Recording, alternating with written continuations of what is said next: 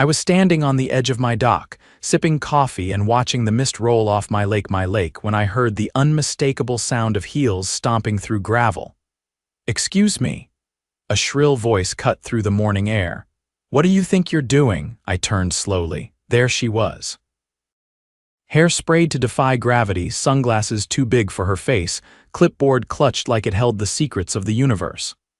Harriet Galloway, president of the Maple Shores HOA, self-appointed queen of the cul-de-sac. "I'm drinking coffee," I said. "You're trespassing," Harriet snapped. "This lake is for Maple Shores residents only, and I checked we don't have a Liam Dunker in our registry," I laughed. "That's because I'm not in your HOA." "Exactly," she said, triumphant like she'd just solved a murder. "So you'll need to leave the lakefront immediately."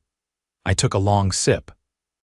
"Harriet, this lake and the land surrounding it is on my property. I own it.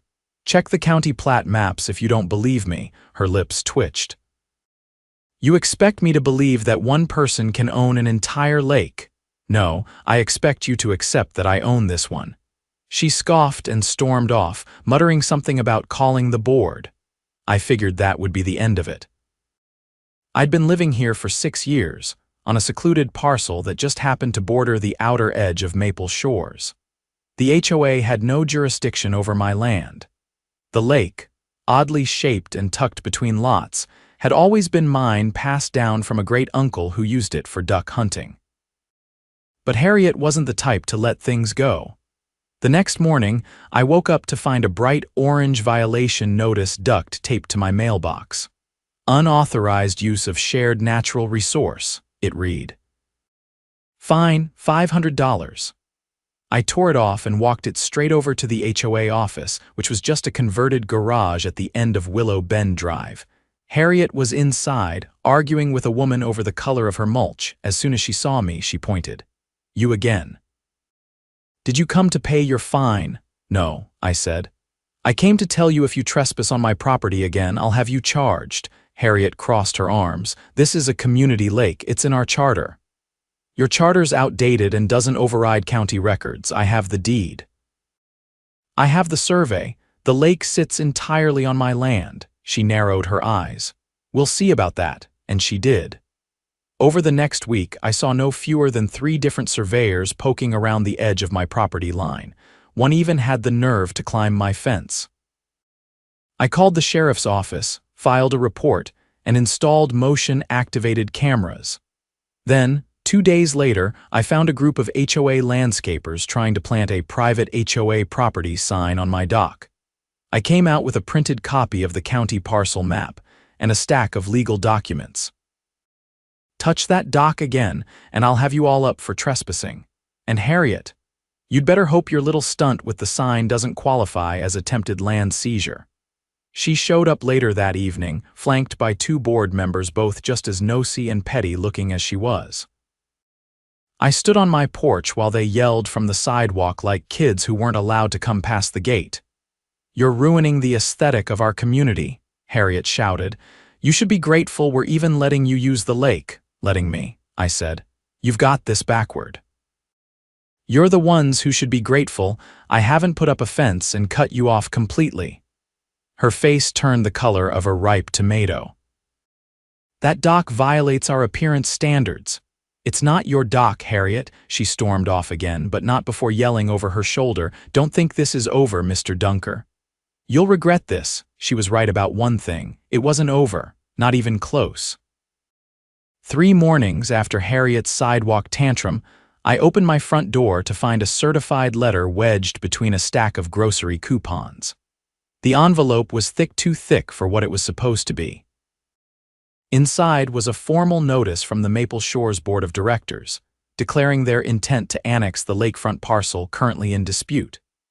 Attached was a collection of amateur maps, a copy of their proposed amendment to the HOA bylaws, and most absurdly a hand-drawn diagram labeled Community Access Trail, pending approval.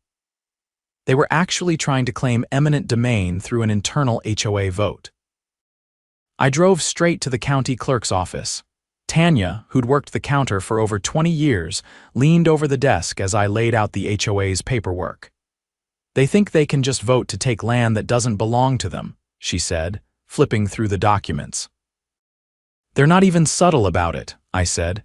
"This one has a doodle of a picnic table next to my shed," she whistled.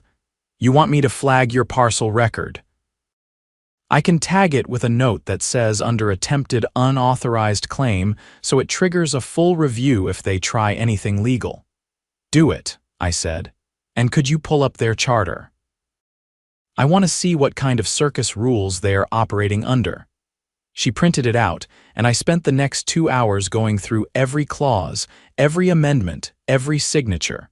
It was like reading a badly written screenplay. Half the bylaws had been reworded without proper filing. One amendment filed in pencil claimed to regulate natural water features, but only listed 2 retention ponds near the entrance of the development. As far as the county was concerned, the lake wasn't even mentioned. That night, I called an old friend of mine from college, Russell Trager. He was a municipal land use attorney in the next county over, the kind who thrived on exposing bureaucratic overreach. "I'll take a look," he said after I emailed him everything. But from the sound of it, this woman's about to find out that HOA power stops at the property line. The next blow came the following Tuesday. I pulled into my driveway after work and found a glossy signpost planted at the edge of my lawn right next to the mailbox. It read, "Future site of Maple Shores Community Pier construction begins July 1st. I stared at it for a full minute before taking a wrench from the back of my truck and yanking the thing out of the ground. The post had been driven in nearly 2 feet deep. They weren't bluffing. Someone had brought digging equipment onto my land. At that point, I stopped playing nice. I filed a formal complaint with the sheriff's department. Deputy Weller came out that evening, took photos of the sign, and listened while I walked him through the whole saga. So they filed an annexation proposal without owning the land, posted a construction notice on your property, and tried to hire surveyors to redraw lines, he asked. I nodded. "And that's just what I can prove." He wrote it all down in his ledger. "Normally, we'd say this is civil. But if they're physically altering property they don't own, that's criminal mischief at minimum. I'll file the report and forward it to the county prosecutor." A week later, Harriet showed up again, this time wearing a stiff navy pantsuit and toting a manila folder. She didn't walk up the driveway.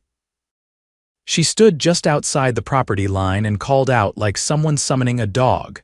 "Mr. Dunker, I'm offering you a final opportunity to cooperate with the community." I leaned against the porch post. "You're not a community.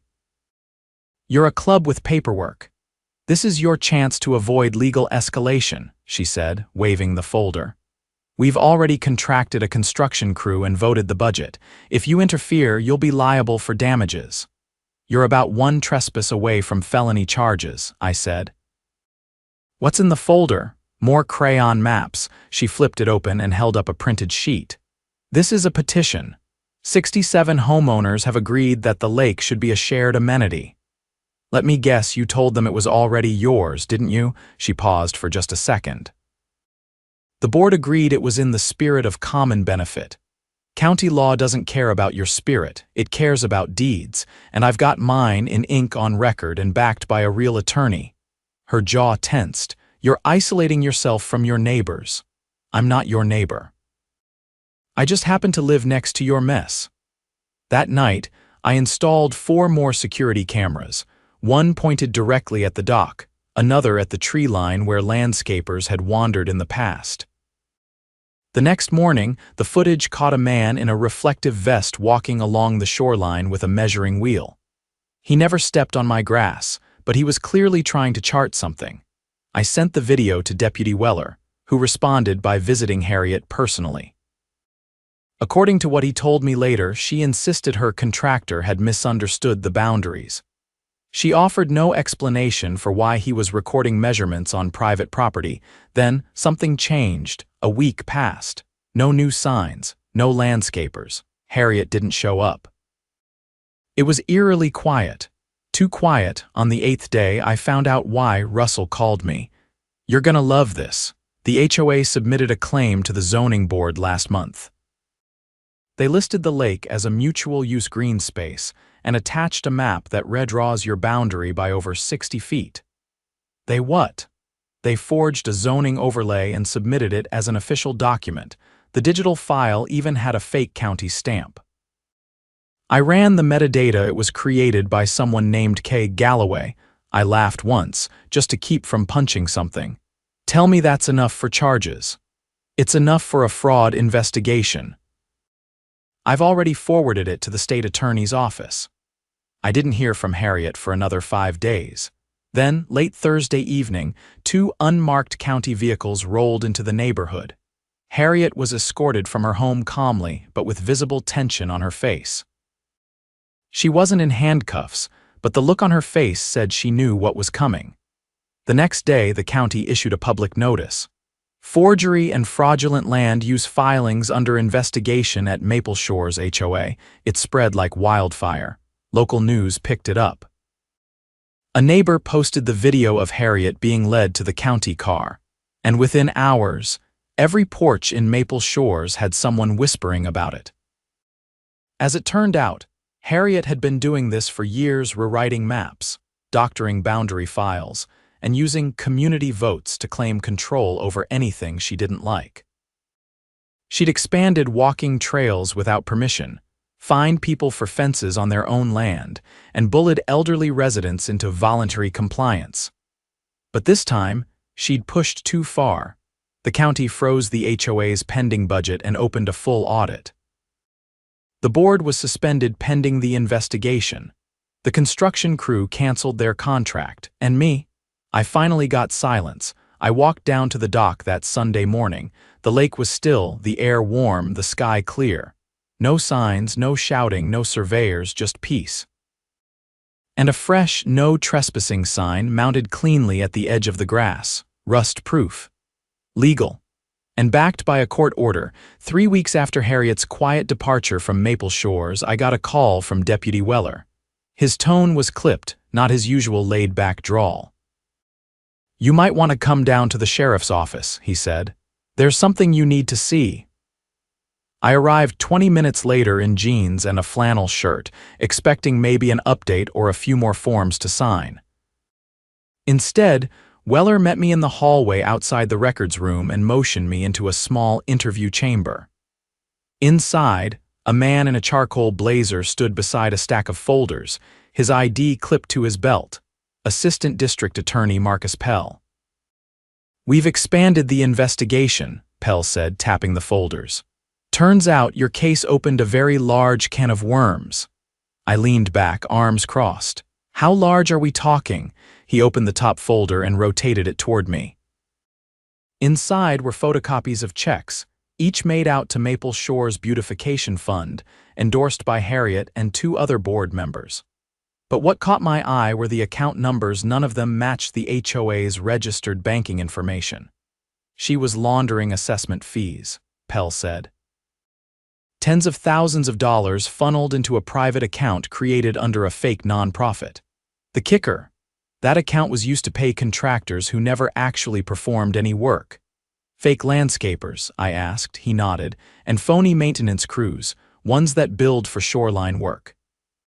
Which, of course, never happened because they didn't have access since the lake isn't theirs. My stomach turned. So they were using made-up services on land they didn't own to siphon money from residents. "Exactly," Pell said. "And your footage, the sign post, even the dock measurements helped trace how far they were willing to fabricate ownership. It's not just zoning fraud anymore. We're filing charges for conspiracy to defraud, wire fraud, and criminal impersonation of a municipal agency." I exhaled slowly. "How many people are going down with her?" 3 board members so far. Possibly a 4th if we link the forged zoning overlay to her husband. He worked in the county registrar's office until 6 months ago. That made sense. It explained how the K. Galloway files slipped into the system with a fake stamp. They weren't just power-hungry, they were organized. "What do you need from me now?" I asked. "We want you to testify at the preliminary hearing next month," Pell said. "Your documentation is airtight. And since the original trespassing began on your property, your records establish the timeline of escalation. I agreed. I wasn't about to let Harriet wriggle out of this. Not after the months of harassment, the forged petitions, and the silent invasion of my land. She tried to rewrite reality, and now the law was rewriting her future. Back at home, I noticed something else had changed in the neighborhood. For the first time since moving in, residents from Maple Shores started waving as they passed. A few even stopped to introduce themselves properly. One woman, a retired court stenographer named June, brought over a homemade peach cobbler as a kind of apology. "I voted for that petition," she said, eyes downcast. "Harriet told us we were losing the lake to a private developer, said you planned to build condos." I raised an eyebrow. "Condos? Out here?" "I know," she said, flustered. But she had diagrams, made it sound urgent. I invited her onto the porch and we talked for an hour.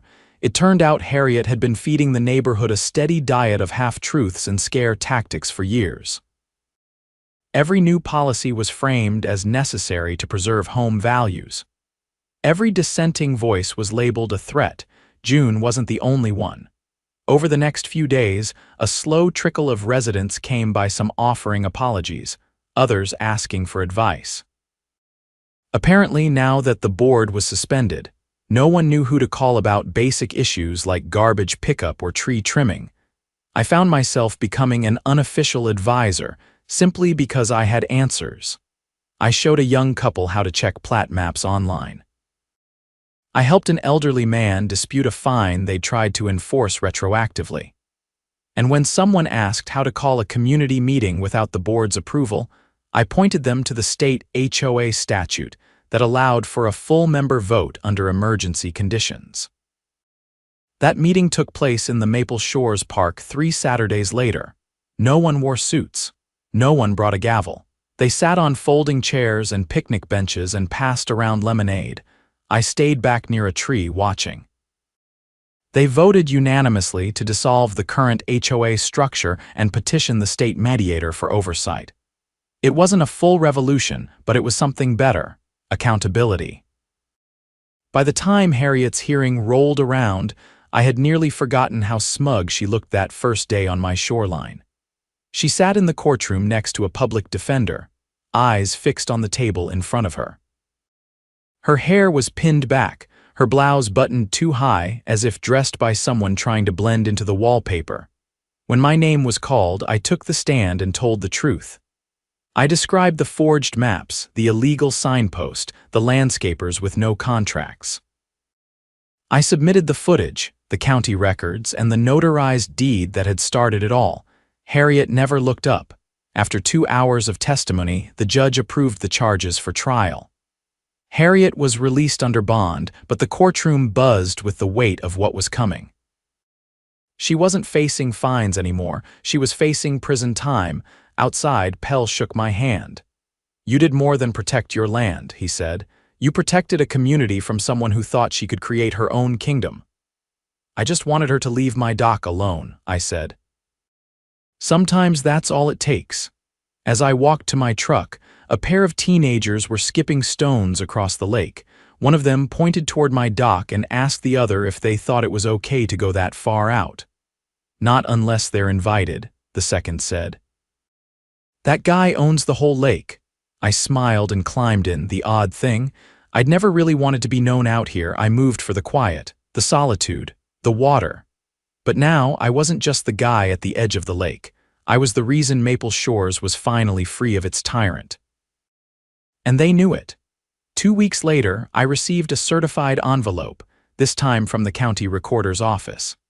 Inside was a letter stating that, due to confirmed zoning fraud and forgery, all false filings made by the Maple Shores HOA had been expunged. My records were restored, unchallenged and locked. The lake was mine again, not just by paper but by piece. No more signs. No more foot traffic. No more clipboards. And somewhere across town, Harriet Galloway was preparing for the trial of her life, me. I was preparing for sunrise, coffee in hand, feet on my dock, and not a single set of heels crunching toward me. The trial began on a gray Monday in mid-April. Rain tapped on the courthouse windows like it had something to say. and inside the air was thick with anticipation.